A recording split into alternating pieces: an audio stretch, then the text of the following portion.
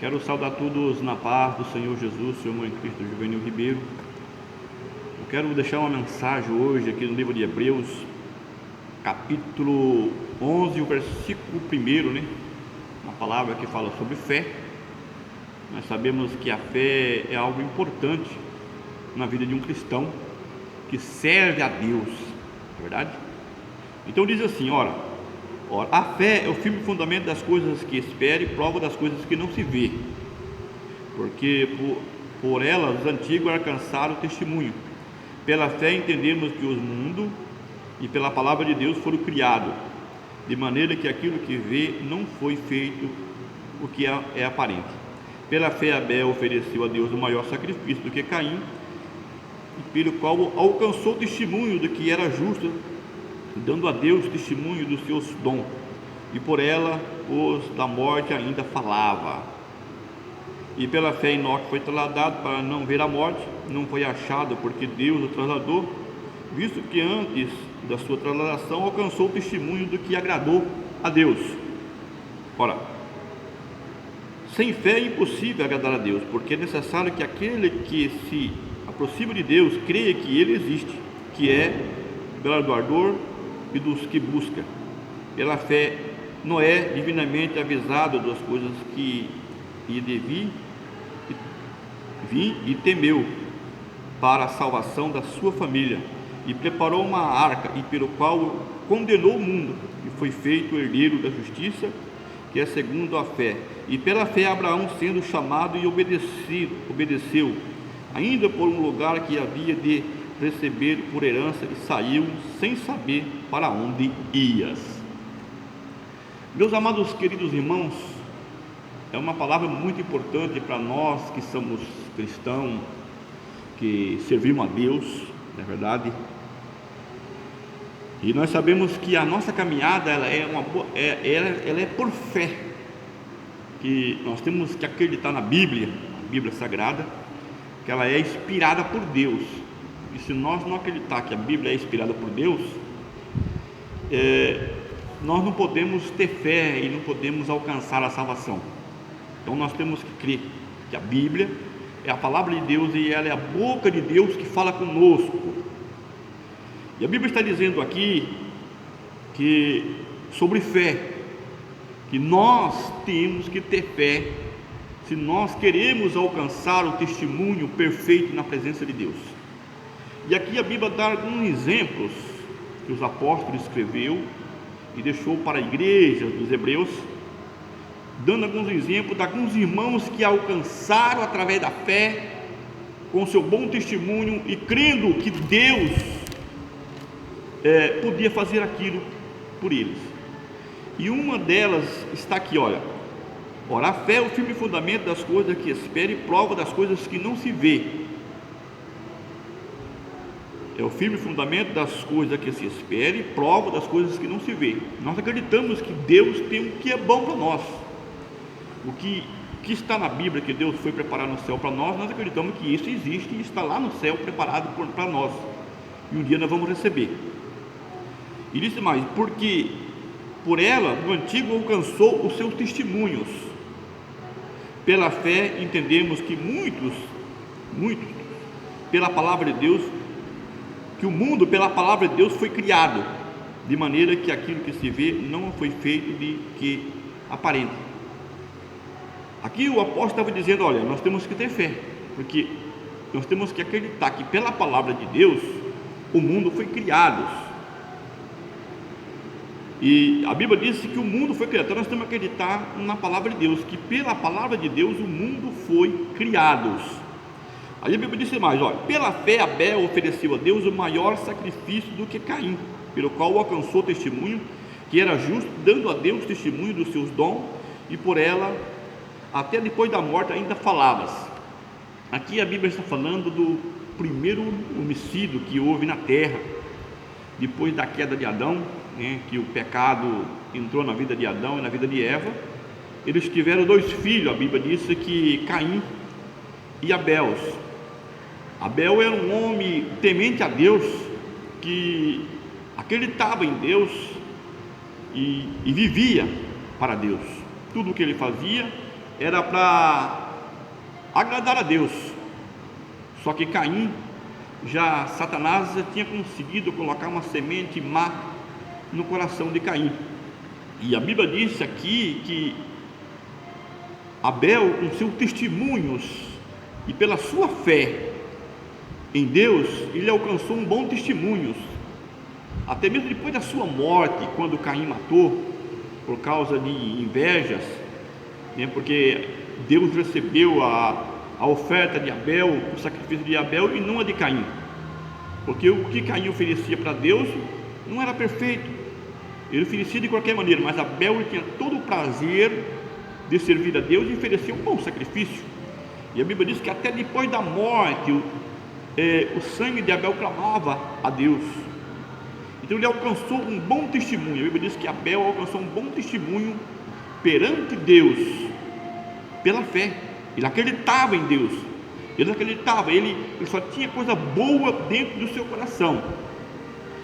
Aí a Bíblia disse mais aqui ainda, e pela fé Enoque foi trasladado para não ver a morte, e não foi achado porque Deus o trasladou, visto que antes da sua translação alcançou um testemunho que agradou a Deus. Nós sabemos da história de Enoque.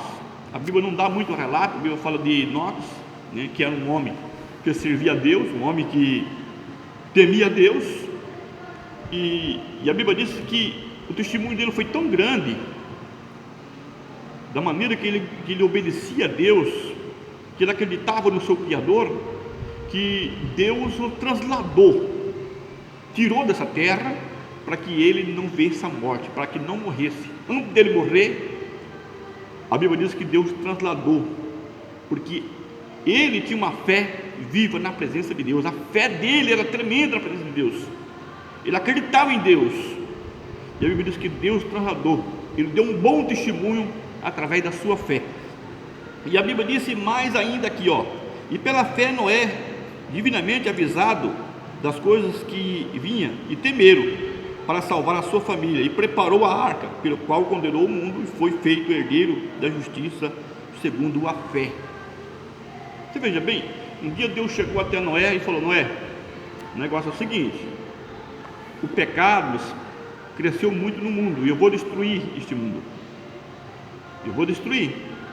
Constrói uma arca para ti, porque este mundo eu vou destruir. A Bíblia diz que Noé gastou 120 anos para fazer aquela arca. Veja bem, a fé de Noé era tão grande que não chovia naquela época, a terra era regada pelo orvalho, e Deus disse que ia chover. Então Noé construiu aquela arca no seco. Olha o tamanho daquela arca que ele construiu no seco. Quantas zambaria, talvez, quantos anos o povo zambando de Noé, dizendo que Noé estava doido, construindo um barco no seco. E Noé dizia que ia chover, que o mundo ia se destruir com água, mas mesmo assim aquele povo não criou. A Bíblia diz que a fé de Noé salvou a sua família. Apenas 8 pessoas só entrou dentro daquela arca, e a Bíblia diz que o mundo foi condenado, porque quando Noé terminou a arca, veio a destruição sobre o mundo, e choveu por 40 dias e 40 noites, somente escapou Noé e as suas famílias. E a Bíblia diz mais ainda, e pela fé Abraão, sendo chamado, obedeceu ainda para um lugar que havia de ir, recebeu por herança, saindo sem saber para onde ia. Deus chamou Abraão e disse: olha, Abraão, você sai do meio da tua parentela, porque eu tenho um projeto da tua vida, eu tenho promessa na tua vida, e vou te dar uma herança, eu vou te dar você vai ser uma pessoa, estou querendo formar. Eu acho que Deus chegou até Abraão e disse: olha, Abraão, de você eu vou fazer uma grande descendência, eu vou criar um povo para mim, mas você vai ter que sair da tua parentela, você vai ter que ir para o lugar que eu vou te enviar. E a Bíblia diz que pela fé Abraão saiu sem destino, sem saber para onde ia, e foi. E a Bíblia diz que ele foi bem sucedido, porque ele tinha fé no seu Criador. Então o que eu quero dizer para os irmãos, que nós que somos servos de Deus, nós temos que ter fé também. Hoje nós estamos aqui e acreditamos que pela Bíblia Existe uma cidade santa que Deus preparou no céu para nós, que um dia nós vamos morar na Nova Jerusalém, que a Bíblia diz que vai descer do céu para a terra. Está no livro de Apocalipse, fala que a Nova Jerusalém de Deus vai descer do céu para a terra, e nós vamos habitar nessas cidades, porque nós estamos trabalhando para isto, estamos construindo a nossa casa através da nossa fé, porque a Bíblia diz que o homem que serve a Deus, ele está juntando um tesouro no céu. Mas de que maneira? Cada dia que ele caminha para a igreja, cada dia que ele está na presença de Deus em oração, lendo a palavra de Deus, não é verdade? Anunciando a palavra de Deus, sendo uma boa pessoa, vivendo para Deus, ele está juntando um tesouro nos céus, ele está construindo a sua morada celestial, ele está construindo. Jesus disse: olha, na casa do meu pai existe muito lugar, eu vou preparar de vós.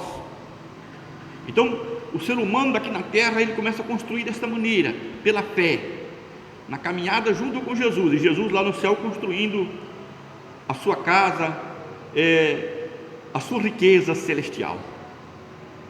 E veja bem que no final de tudo, Jesus disse na sua palavra que onde está o vosso tesouro, está o vosso coração. Se o nosso tesouro está no céu, que pela fé nós acreditamos que estamos juntando o tesouro nos céus, então ali está o nosso coração.